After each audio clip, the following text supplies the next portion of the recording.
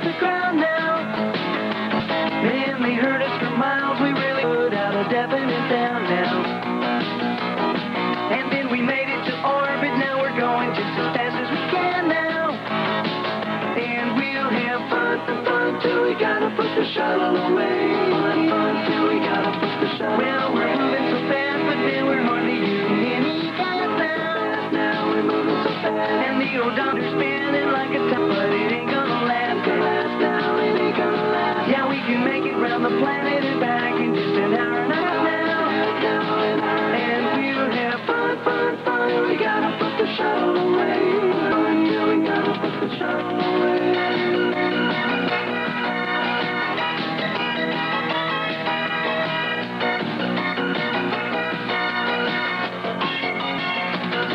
Well, we knew all along we'd have to give another crew a turn now. Give them a turn. So we'll line ourselves up for a final deorbital burn. Burn down, deorbital burn. And we've been here before, you know, someday we're all gonna return now. We're gonna, and we have fun till we gotta put the shuttle away. Fun till we gotta, and we'll have fun till we gotta put the shuttle away.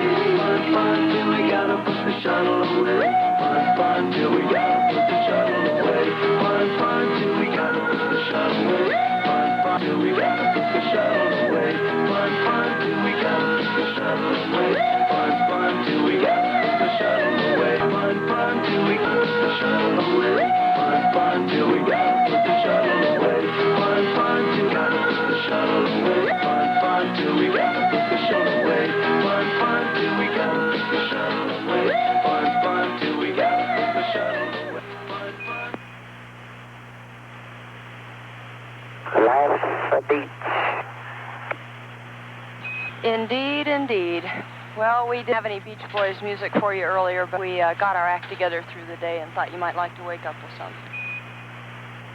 I'll tell you what, that is outstanding. Outstanding. Thank you very much. You're very welcome, Rick. We have just about 20 seconds remaining here, and we'll see you at Tigris at 16 plus 36. No traffic for you, and you'll hear the mail coming aboard when we get Tigris. You all do good work. Thanks.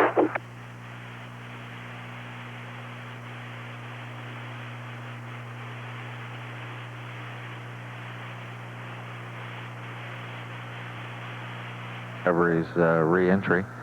Her ground track will pass over the southern Indian Ocean up through the mid-Pacific on the last part of Orbit 64, landing on the first part of Orbit 65 into Edwards Air Force Base.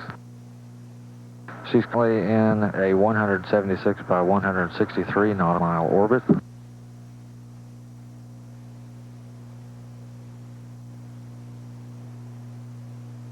The key word in all of the briefings is nominal, nominal.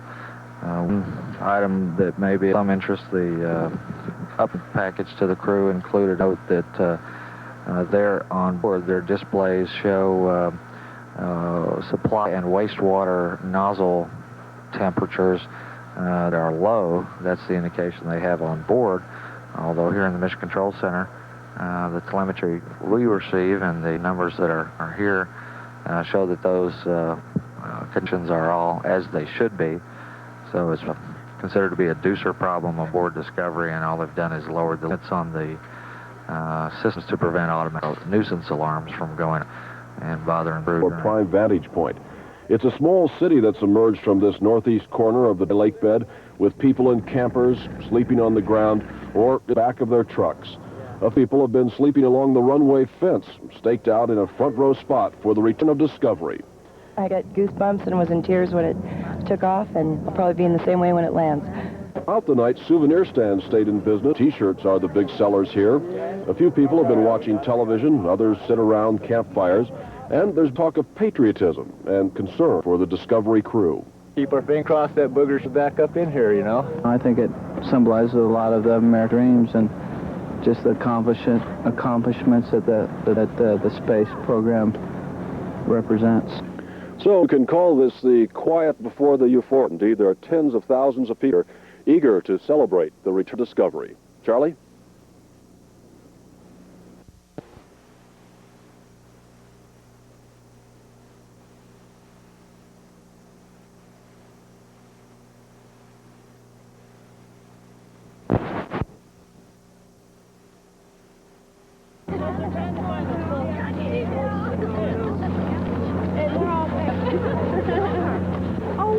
I'm from Oklahoma. People now, look at them! Sun blows their nose, great!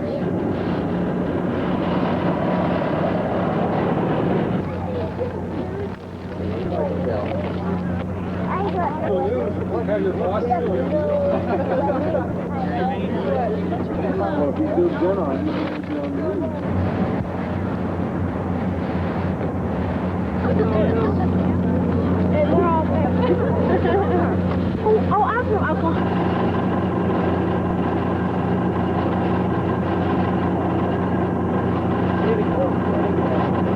They were in the process of reading up the deorbit numbers, the deorbit pad, having some problems getting clear comm through some stateside stations here. One of the reasons is they're going through some configuration checks to make sure they're up and ready to support the entry pass.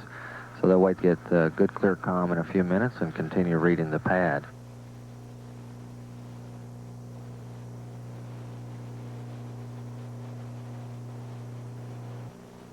Liftoff.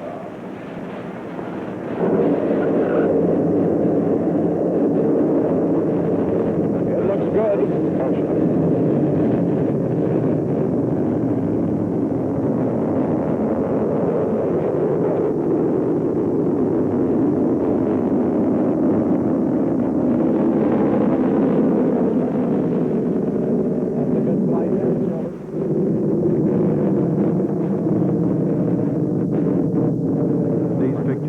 Extraordinary ever taken of a rocket in flight.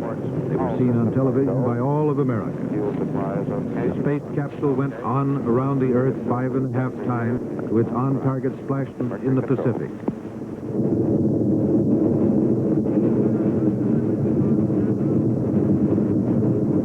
They're off. Astronaut Walter M. Schirra reports the flight proceeding satisfactorily. We are approaching the point where the booster engine should be jetted.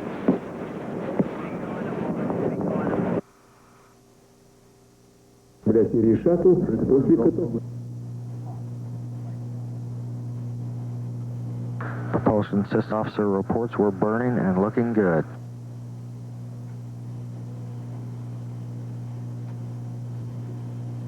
The orbital maneuvering system would fire for approximately 2 minutes to slow the spacecraft, causing it to lose altitude and to drop out of its orbit. This is after this deorbit is completed.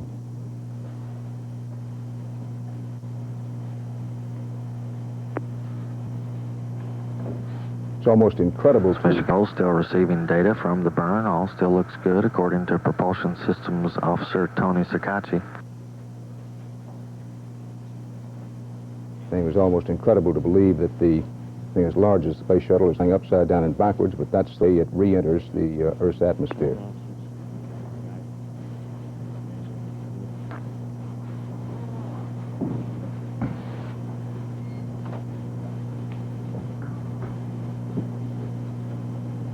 I'm going to try to let Mission Control carry this as much as possible. This is one of the most cruel and dangerous periods for the return of the shuttle.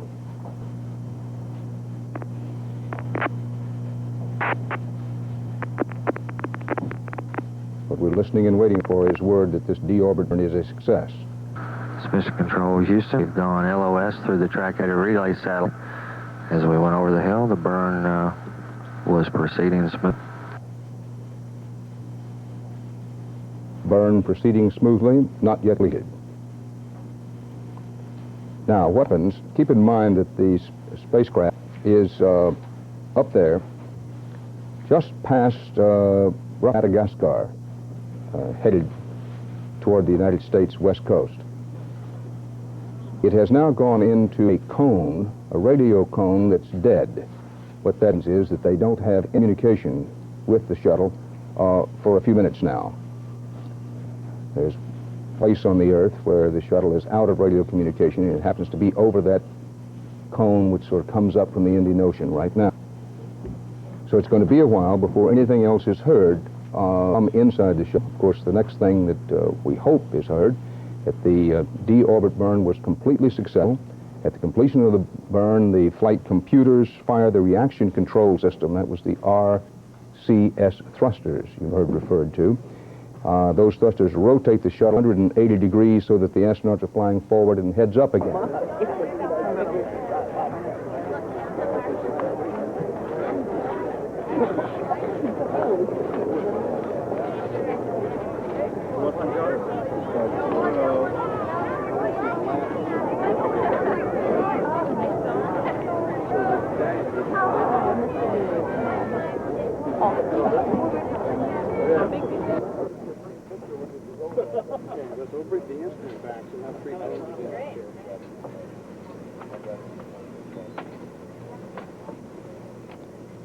That's really a phone for yeah.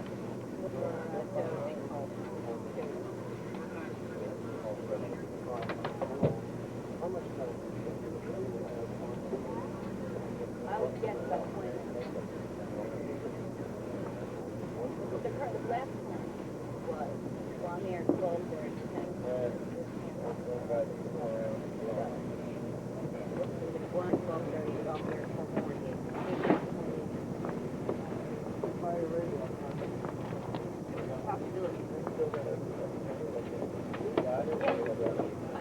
Sure. Listen, I'm really the one that needs this. They would probably rather have input than you take phone calls. George, take that dial up and give it to Sam. Put another phone up here for him.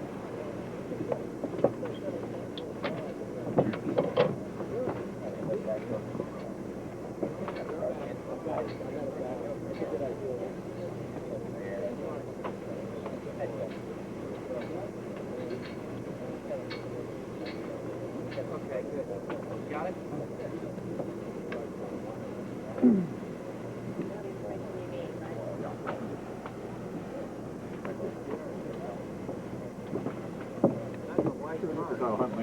Oh, I think it must have frickin' tracks. Somebody. It was a local station out in the desert. Gee, I'm glad they've got lights here. I mean, it's so... Somebody in the third. Calling that. The end of the runway.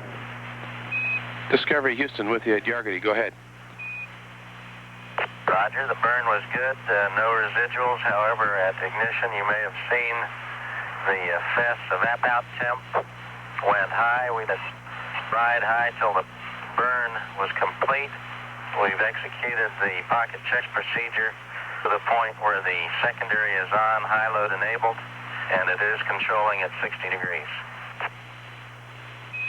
We copy. Thank you.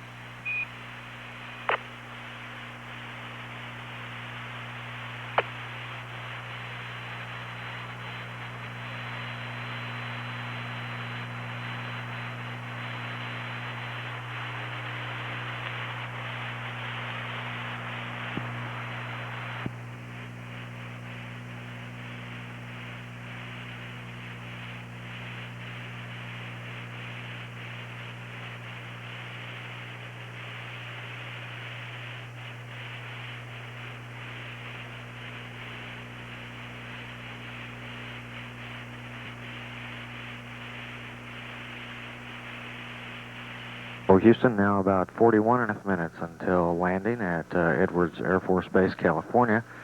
We're looking at a shot of the clouds gathered, waiting Discovery's return. Had a talk with the crew through the Yargity station following the burn. Commander Hauck reported the burn was good. Also, just after they went over the hill at the loss of signal through Tidris, the flash evaporator system high load went out. It showed, according to the environmental and electrical systems officer, the same kind of oscillations that they saw similar to Flight Day 1's event with the FES on post-MECO.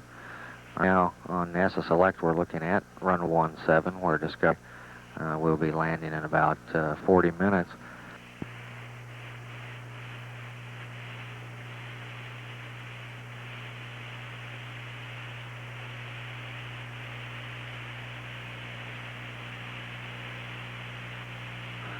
Mission Control on NASA Select Television. We're now taking a view from helicopter over the landing area, and we're looking at some of the 380,000 people gathered for the landing of Discovery, and that's happening in 34 minutes, 27 seconds.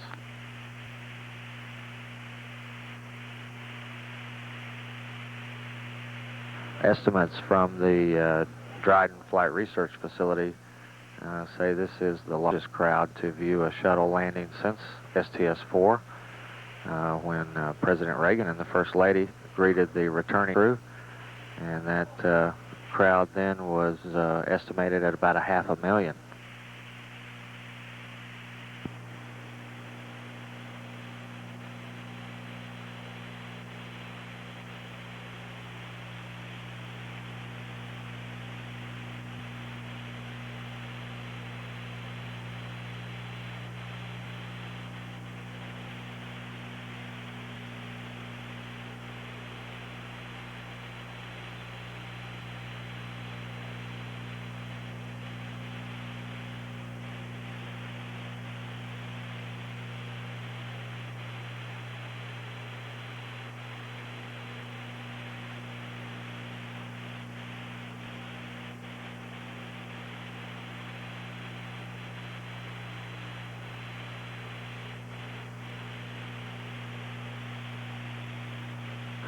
Mission Control, Houston, we're now a little less than 28 minutes from touchdown. The flight dynamics officer here reports that they received a brief burst of telemetry from Discovery through a C-band site located on Kwajalein in the Pacific Ocean, and that the data matched up perfectly with their optimum predictions for re-entry track.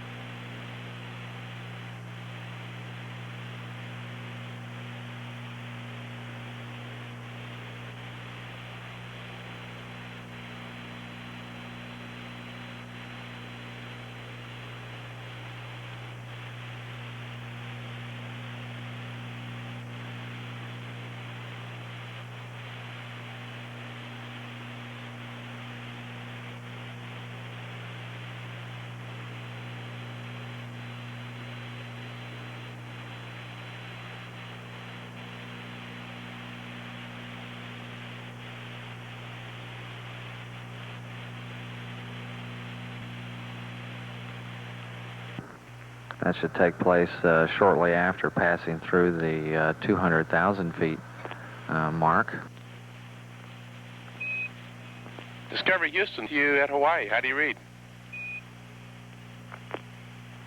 Houston, I can hear you trying to call, but you're broken.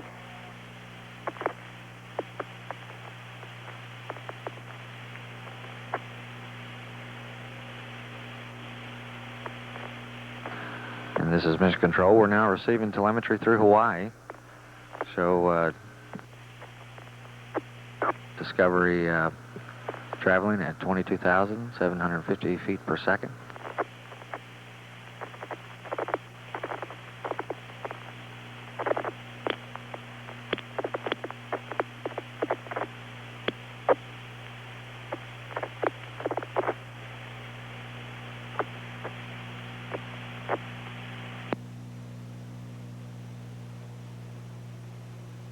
Various controllers here in Mission Control reporting on the burst of data that we saw through Hawaii.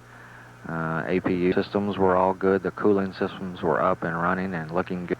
Cabin temp was 73.8 degrees. So Discovery's re-entry track is right on the money, and all systems are up and supporting in good shape.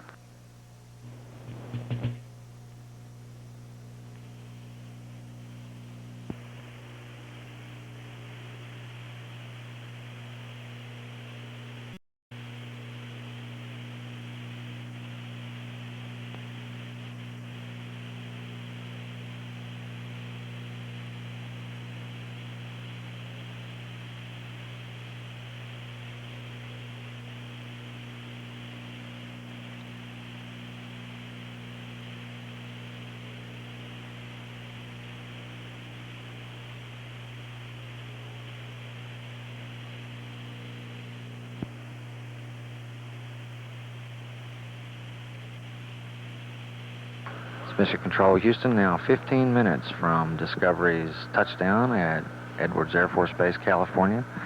Among the 340,000 or more visitors there are Vice President George Bush, former test pilot Chuck Yeager, and of course NASA Administrator James Fletcher, who were just viewed on NASA Select television. Nice to hear your voice, loud and clear. Same to you, loud and clear, Rick.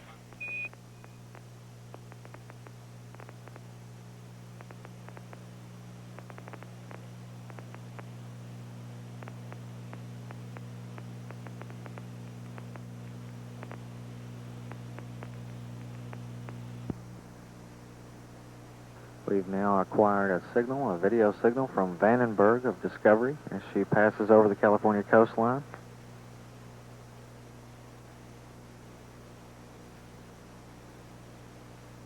Discovery at 101,000 feet, velocity 3,700 feet per second, descending at a rate of 230 feet per second.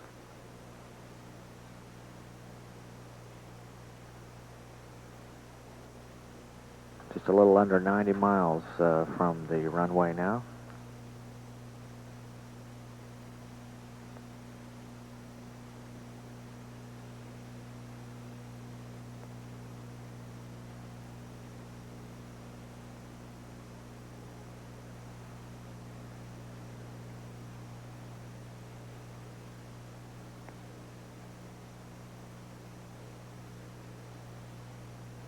Discovery Houston, take air data to GNC only. GNC only, we'll go.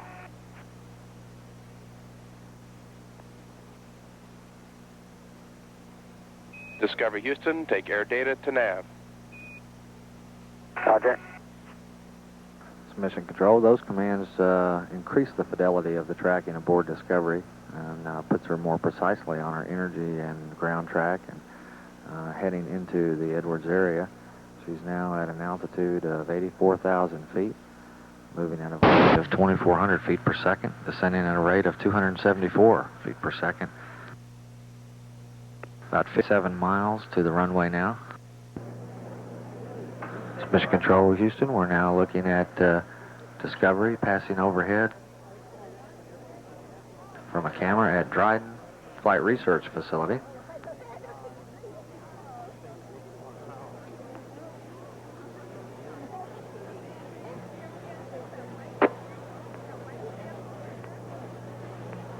Her energy status is right on the money, which means Discovery is coming right down the exact entry and glide slope that is pre-programmed and preferred. Her velocity now 1,300 feet per second. She's at about 62,000 feet, about 32 miles away from touchdown on runway 17 at Edwards Air Force Base.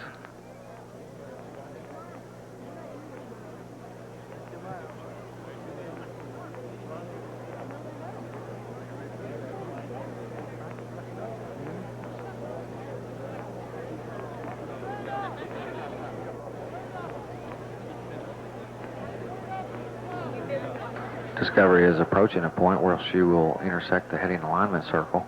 She'll be making a left overhead turn.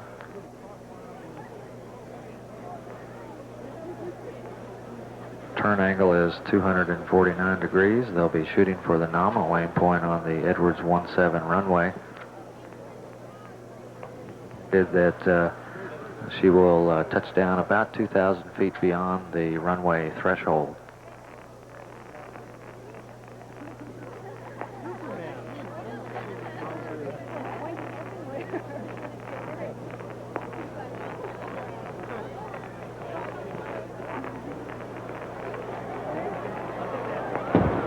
Discovery now coming out of 40,000 feet. Velocity 871 feet per second. Verge of intersecting the heading alignment circle.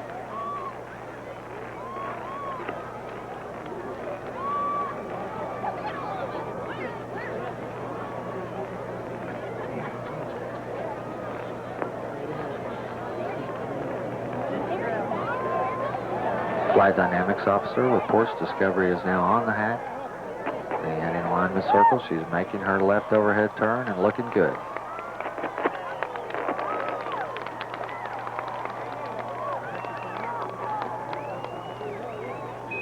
Discovery Houston, recommend vector transfer to the BFS. Wilco? And you had a loud squeal at the beginning of that transmission. Roger, copy.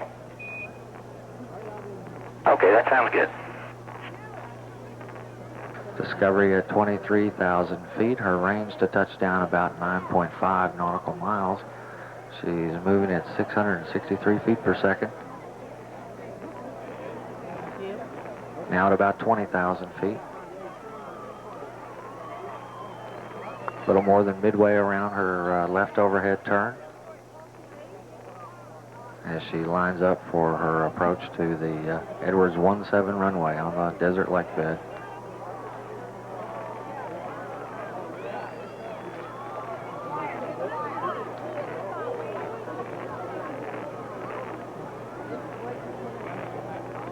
Flight Dynamics Officer reports Discovery looking good, rolling on to final. Now at about 14,000 feet, range 8.1 nautical miles.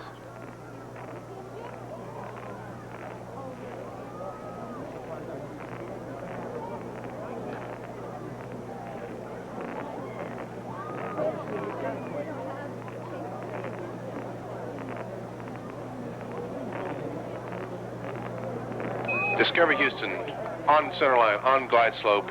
Winds are calm. Looks real pretty.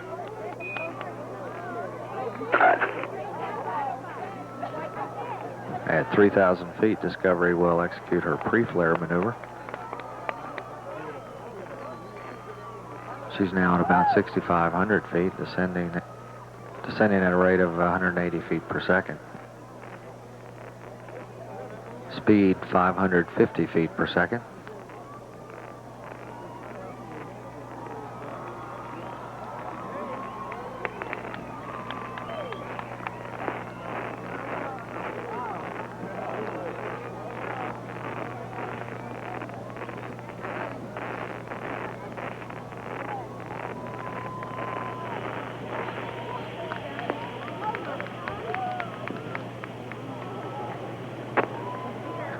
Gear down.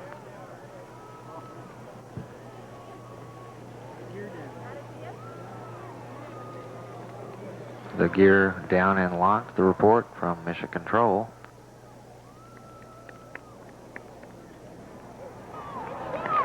Main gear touchdown. Commander Hauck rotating the nose down, standing by for nose gear, and touched it.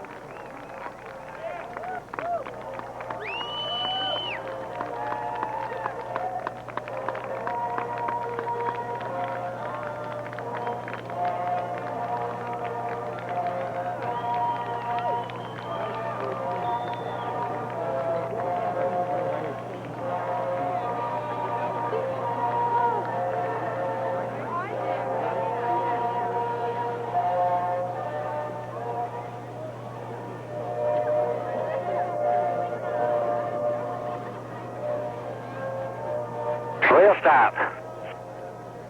Wheel stop, Discovery. Welcome back. A great ending to the new beginning.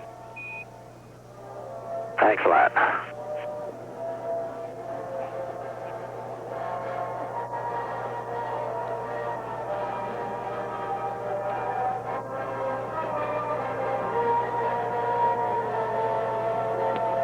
Discovery Houston. Convoy to Discovery. How do you read?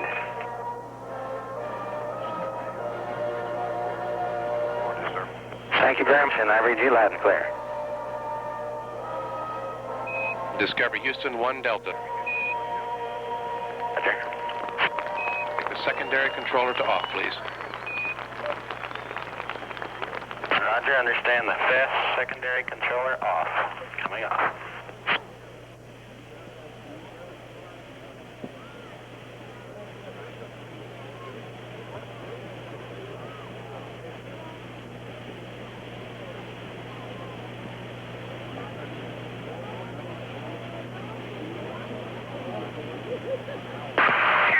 Umbilical doors are coming open. Copy umbilical doors.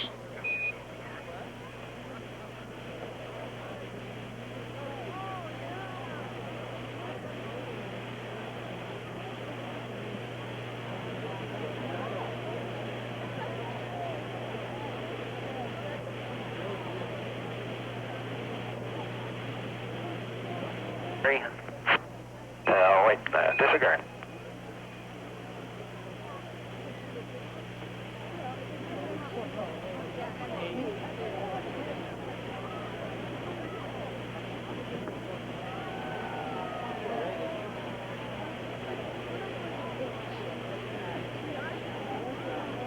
Mission Control, Houston, the crew now will be engaging in post-landing procedures to safe the orbiter and prepare her for the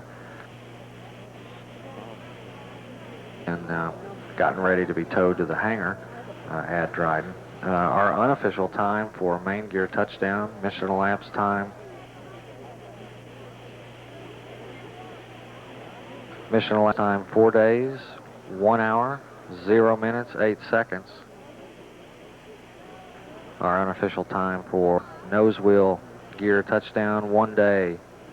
Correction, 4 days, 1 hour, 0 minutes, 18 seconds. And we show wheel stop unofficially at 4 days, 1 hour, 0 minutes, 57 seconds.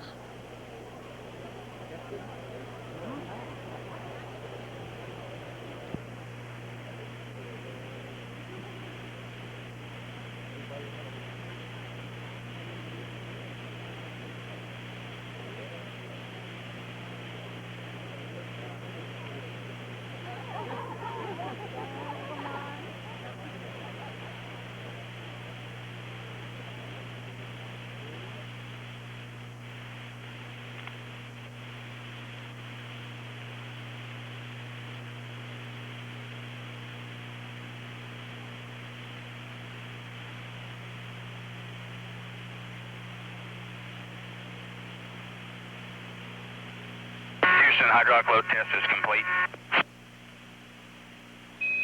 Roger, we copy.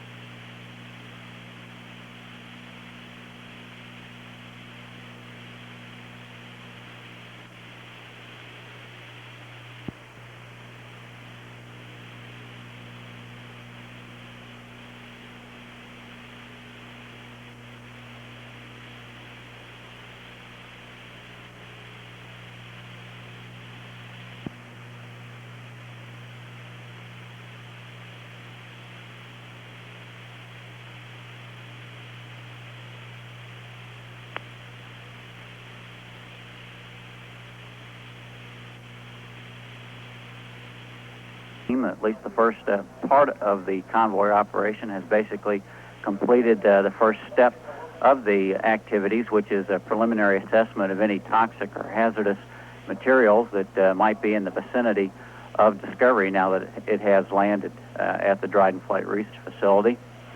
The first people that go out to orbiter are in protective suits, have their own air breathing system. They do a preliminary analysis, and the assessment at this point is that everything looks pretty good, and they have in fact downgraded so that the next group of people that approach the orbiter will actually be in more or less just normal coveralls. At this point, the remaining vehicles that are part of this approximately 20 vehicle convoy will begin approaching the orbiter. A number of steps have already taken place. A number of the safing activities have been completed. One of those activities being actually positioning the three main engines in the back of Discovery to a position that is known as the rain drain position. It accomplishes a couple of things. Number one, it lowers the engine so that rain cannot actually stand in the engine nozzles, but it more importantly positions the engine so that when they take Discovery over to the deservicing area, they would be able to move access stands in place around the back of the orbiter. There'll be a number of vehicles that will approach Discovery now that it is on the runway. One of the primary features that you'll notice would be the umbilical vehicles will attach to the left and right sides of the rear of the orbiter. These provide cooling air, which actually circulates through the vehicle, through all of the cavities, and it also provides the cooling. Now that once the orbiter is off of the flash evaporator system, the purge trucks are what actually continues providing cooling to the sensitive electronic components on the Discovery. Roger. A view now from the helicopter as we see the orbiter Discovery on runway 17 and the position of a number of the convoy vehicles, still approximately, some of them as far as 1,250 feet away from the orbiter. Ammonia, Pry-A, GPC. Roger, Pry-A, GPC now. Correction, ammonia, it's there.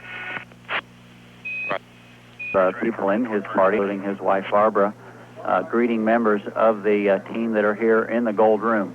This is where most of the activities related to the convoy operation are managed. A number of other people in the room at this time include the head of the shuttle program, Rear Admiral Richard Truly, the director of the Space Center, Forrest McCartney, Arnie Aldridge, who heads up the shuttle operations, and a number of other people associated with the shuttle program. The Vice President has been here for approximately 2 or 3 minutes, and they have been giving him a short briefing on terms of the activities that take place here at Dryden and related to the landing, convoy operations, preparations to take the orbiters back to the Kennedy Space Center where they are prepared for launch. Show, Waterloo Point.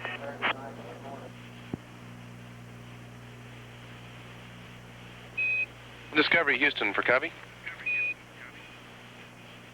Go ahead. Roger, we would like all 6 helium isotopes to close, GPC, and the pneumatic helium isotopes to GPC. Roger, it's in work.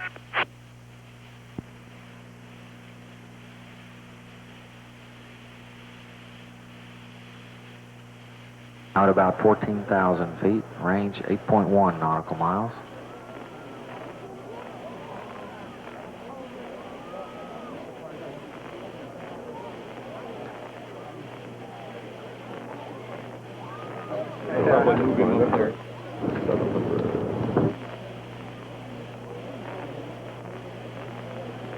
Discovery Houston, on center line, on glide slope, winds are calm, looks real pretty.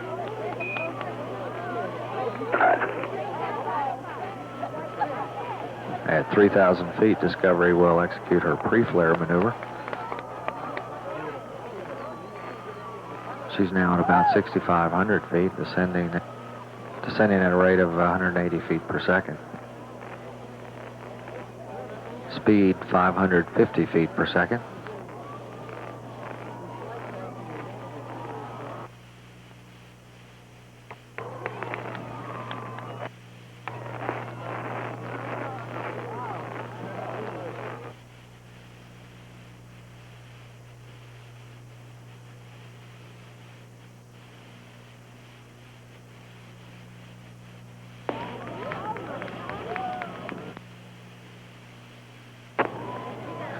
Gear are down.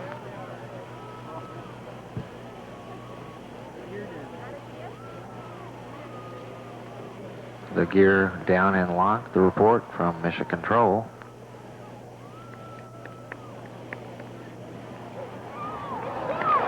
Main gear touchdown. Commander Hauck now rotating the nose down, standing by for nose gear and touchdown.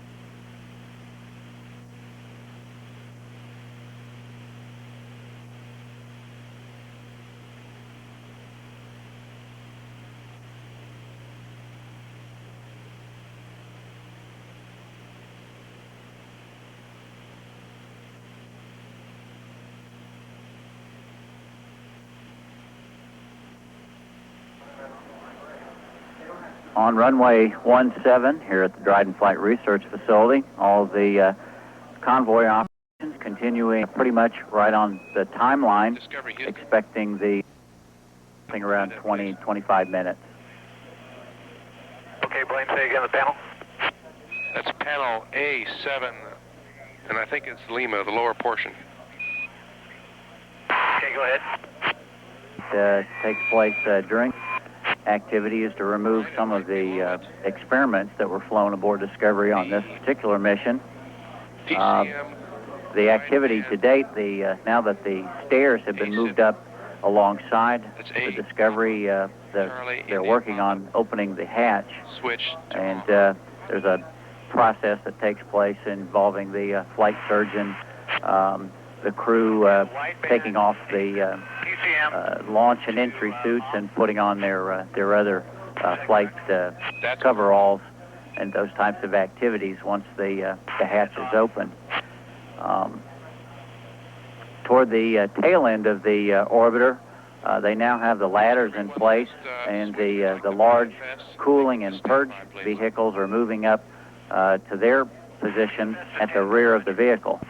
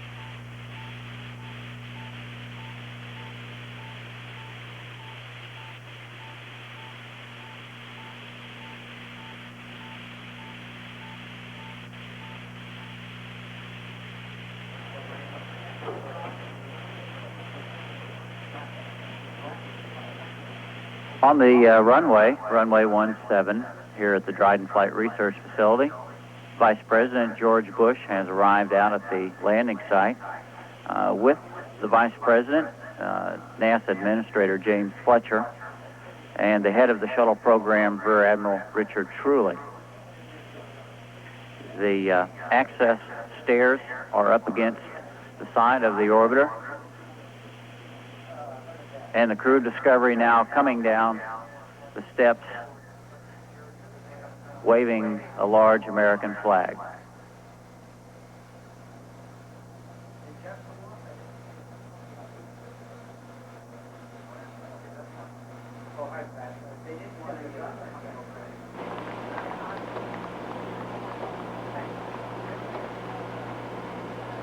Commander Rick Hauck being greeted by Dick Truly and NASA Administrator Fletcher.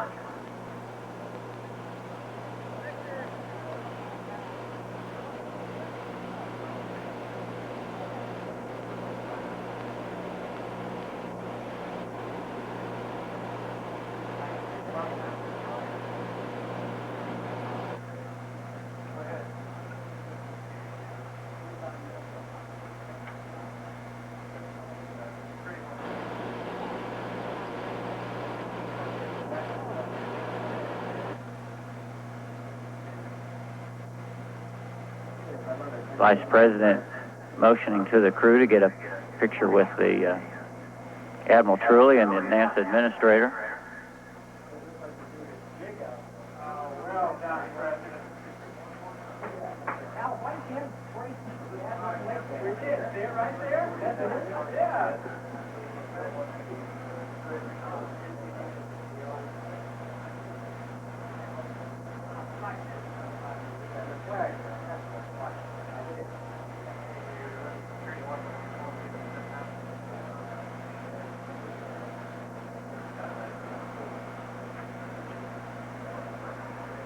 Commander Hauck now taking the Vice President around the nose of Discovery.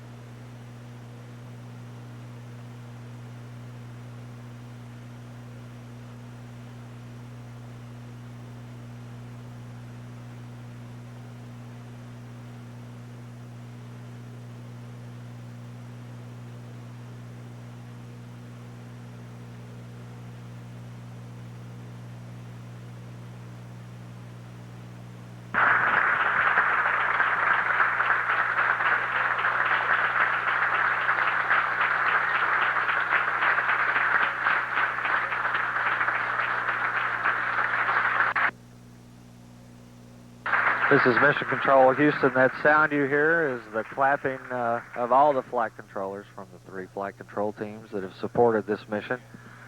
They have just been told that the people from the ECOM discipline who worked with a flash evaporator problem throughout the flight have all been awarded the honor of being selected as the most valuable controllers for this flight. That's a mission control tradition that goes back many years, always follows the conclusion of the mission, and they will shortly be hanging the STS-26 mission plaque in the control room. In the Mission Control Center right now in Flight Control Room 1, all of the back room, front room operators from all of the shifts that supported this flight have all gathered in this room. There's a lot of shaking of hands, slapping of backs, applause.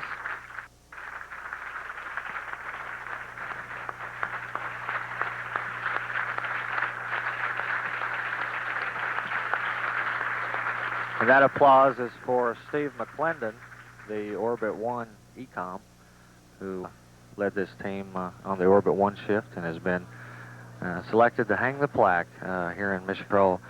When Discovery touched down at Edwards Air Force Base, of course, the jobs of the flight controllers here was to continue to monitor their consoles and watch all data systems aboard Discovery. Their job doesn't end until the crew leave the ship, and so the celebration in Mission Control doesn't begin until that time, and it has begun now. There's a no smoking rule that's been enforced at the Johnson Space Center for about a year now in public places. But Ascent Entry Flight Director Gary Cohen has said